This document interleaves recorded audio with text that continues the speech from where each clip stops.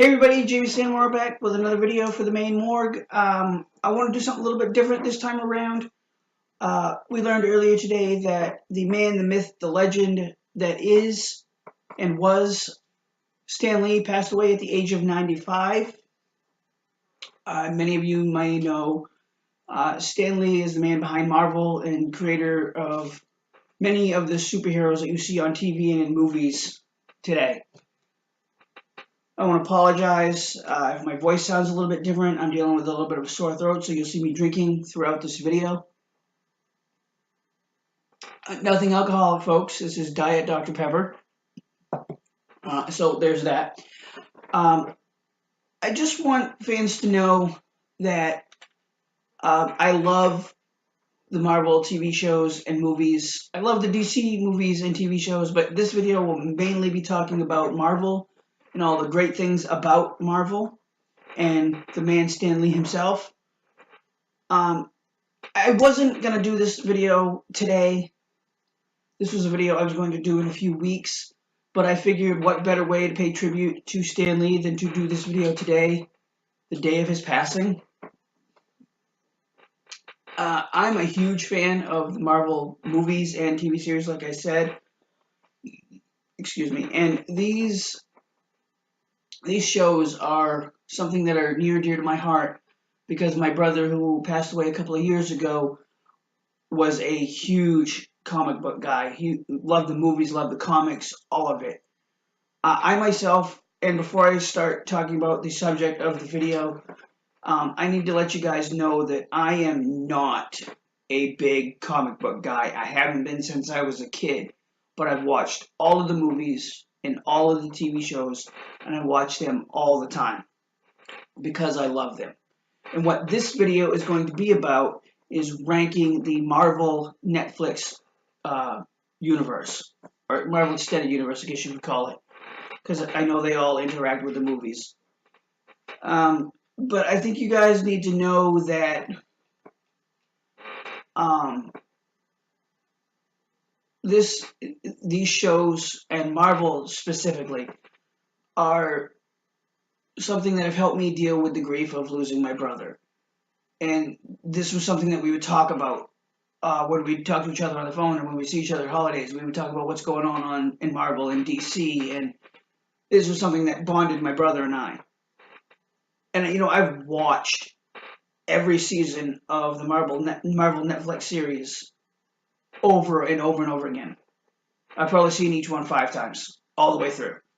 As far as the timeline that you're supposed to watch them in, honestly, I watched them in order that they were released. And I understand if you watch them in the correct order, the storylines make more sense. Which, for me, I just enjoyed them for what they are. I also think I should tell you guys that I am not a diehard comic fan before I get into this ranking system.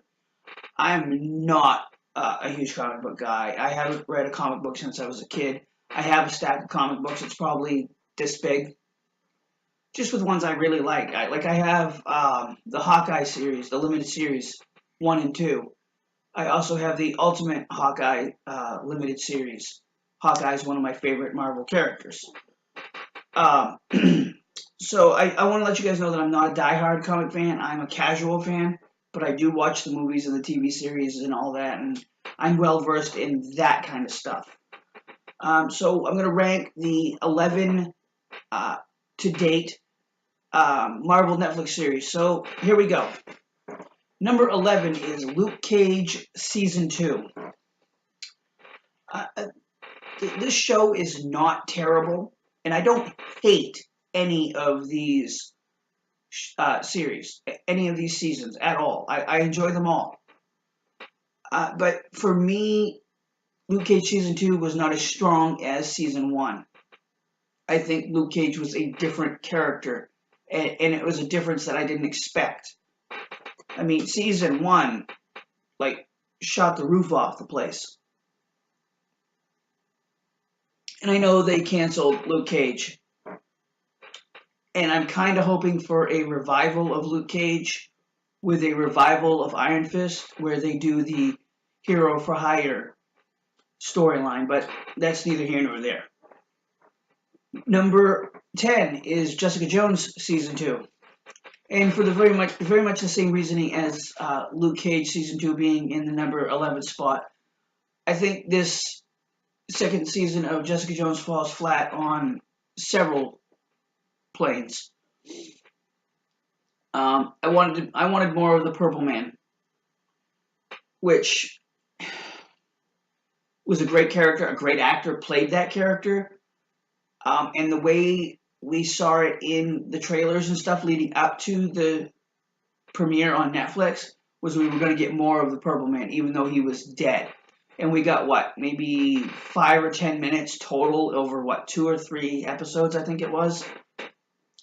One thing I did enjoy about Jessica Jones Season 2 was the further development of Tricia Walker, eventually becoming Hellcat. I hope that they give Jessica Jones a third season and we see that character morph even further, the Tricia Walker character, into Hellcat even further in Season 3. Number 9 is Iron Fist Season 2. I love the Iron Fist character. I love the Danny Rand character. And I know the series was canceled. Like I said about Luke Cage, I would love to see them do the Heroes for Hire storyline in a series, even if it's a limited series, like the Defenders was. I think that would really work to develop the characters more and be able to interchange them into Daredevil or Jessica Jones, which are still alive as far as I know. Please comment below if you know that either Daredevil or Jessica Jones has been picked up or canceled. I'm trying to keep up on that kind of stuff, but with my daily schedule the way it is right now, I really can't. So comment below if you have any information about that. I would love to hear it. Anyways, getting back to Iron Fist Season 2. I enjoy the telling of the story. I like the fight scenes in the show movie. I keep saying movie because I talk about movies all the time. I love the action in Iron Fist Season 2. It was way better than Season 1. The story is better, I think, in Season 2, but it falls flat again on many different levels. I would love to see Danny Rand, also known as Iron Fist, appear in Daredevil Season 4 if we get a Daredevil Season 4. I think that would be an interesting mesh of characters. Number 8 is Luke Cage Season 1. And this was the first time I'd ever heard of Luke Cage. I knew nothing about Luke Cage going into Season 1. I really liked the show. It was good, it was interesting, it was fresh, and it really hits on a lot of social issues going on in the world today. And one thing I will say positively about Luke Cage Season 1 is it deals with Luke always trying to do the right thing, even if it's not the right thing for him. If you haven't seen Luke Cage Season 1, watch it and you'll see what I mean. Number 7 is Iron Fist Season 1. Again, I love this character, I love the story, and I do like the fight scenes. A lot of people do not like the fight scenes in Iron Fist Season 1. I do. I like the story of Danny Rand and how he lost everything all those years ago and slowly started getting most of it back, like his father's company and all of that part of the story. Number 6 is Jessica Jones Season 1. This is another character that I'd heard a lot of buzz about online when they announced that Jessica Jones Season 1 was going to take place on Netflix. I didn't know anything about Jessica Jones. So going into it, watching it on Netflix, I was like, oh, I'll give it a try, why not? Because I had watched Daredevil, and I was like, oh, this is going to be great. So I'm going to check it out, because I really like Daredevil. Jessica Jones Season 1 blew my mind with what they could do and what they could show. And again, I'm a novice fan when it comes to this kind of stuff. I love the characters in the show. The Purple Man was such an amazing character. and I found myself enjoying his scenes even more so than the scenes with Jessica Jones. I think the show really highlights the greatness that the Marvel Universe possesses in a lot of ways, where they can build from here going forward. Number 5 is Daredevil Season 3. Uh, I think the season was very interesting on many levels. In at the end of the Defenders, you're like, oh my god, did they kill Daredevil? And at the very end, you find out that Daredevil has survived. In Daredevil Season 3, you see a much more damaged, mentally, physically, emotionally damaged Matt Murdock. One that isn't sure if Daredevil and Matt Murdock can live in Hell's Kitchen or can live in the world in general. He's not sure if they can coexist in the world. But at the end of the season, he was back to being Matt Murdock and Daredevil, or the Devil of Hell's Kitchen. He was comfortable with Daredevil again. I loved the storylines in Daredevil Season 3. I really think that they brought the mother in perfectly in Daredevil Season 3. Unlike with Jessica Jones Season 2, I think they really pushed that storyline a little too far with Jessica Jones Season 2. Or they pushed it too quickly. In Daredevil Season 3, I think it was perfectly timed, well done. I mean, I knew going into it that the nun that takes care of him was his mother. I figured it out pretty early on. I have to tell you that the death of Father Lantom in Daredevil Season 3 at the hands of Bullseye, although they never really call him Bullseye, that hit me hard for some reason. And even going back watching Daredevil Season 3 just recently, I thought it was like, wow, they killed Father Lantom. And I was like, damn, that hurts. Because he was a source of strength for Matt Murdock, a source of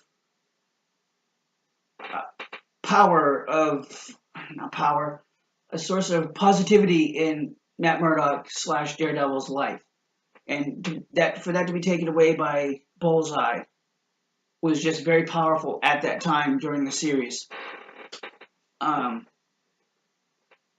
the death was a hard pill for me to swallow. But overall, I think Daredevil Season 3 is very well done. Number 4 is The Punisher Season 1.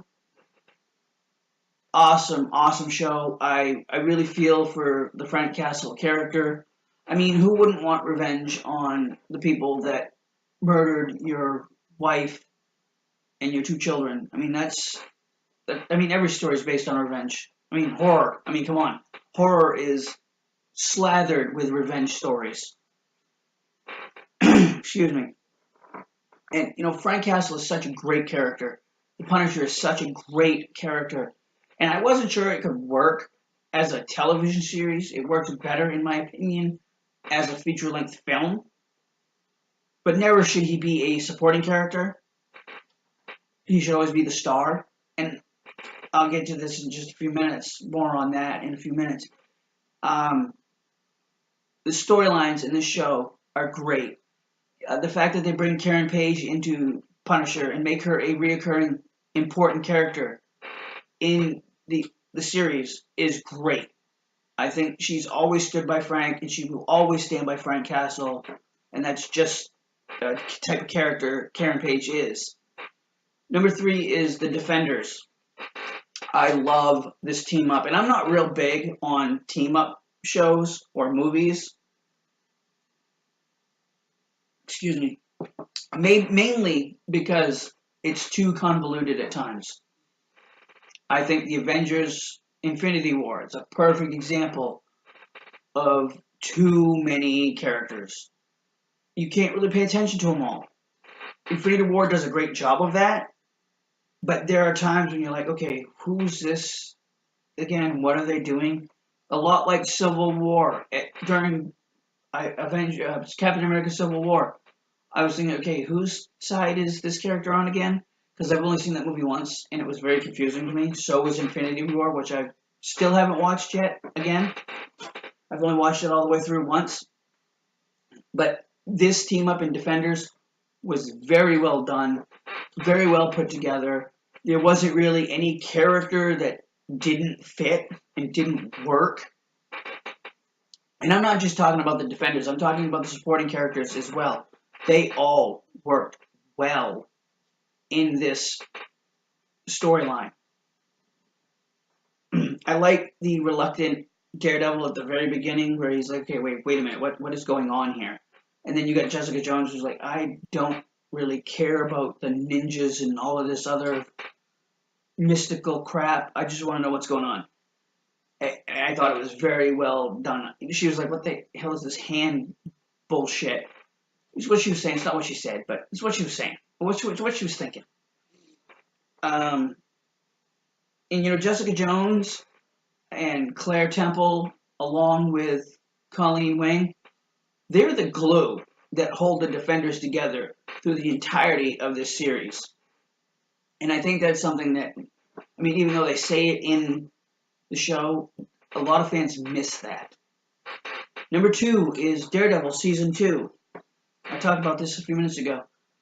I love the way they brought the Punisher in, and even though people will say he was a supporting character, I really think the Punisher carries a lot of Season 2. At least early in the season. And of course, then he comes back at the end with a big save for Daredevil. And again, Karen Page plays such a huge role in Daredevil Season 2 and throughout the Daredevil series. That cannot be stated enough, in my opinion. She drives many of the plot lines forward in this series. Of course, leading number 1 to be Daredevil Season 1. I absolutely love the Daredevil character. Probably my favorite Marvel superhero for many reasons. And not just the TV series, but the 2003 movie was actually very well done. I love Vincent D'Onofrio as Wilson Fisk, Kingpin in the series. I wish they would have kept James Wesley around for Season 3. Very good characters in this show. You can't say enough good things about Charlie Cox as Matt Murdock / Daredevil. Excuse me.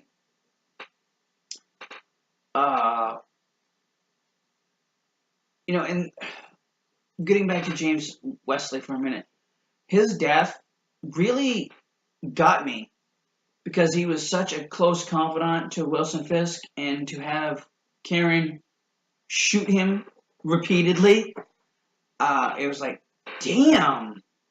He just threatened you. He offered you a job, and you shoot him to death. Kind of interesting. It's fight or flight kind of thing, I guess. So there's my rundown, the rankings of the Marvel Netflix series. I would just like to say that this video is in fact dedicated to the memory of Stan Lee, who made me a true believer at the age of 10, and I never really lost sight of my love of superheroes, but as an adult now here, I just turned 40 a couple of months ago, I can appreciate it more now than I ever could as a child. As a 10-year-old boy, when I picked up an issue of The Amazing Spider-Man at Handy Andy's convenience store on Main Street in Yarmouth, Maine, that was the day I became a true believer. And Stan, your legacy and your legend will live forever in the characters and the stories that you created. I'm not a very sentimental guy, but our thoughts and prayers are with your friends and family during this tough time. Thank you, Stan Lee, for all your amazing contributions to the world of comic books and superheroes. You're gone but not forgotten. Until next time, folks, I'll see you later.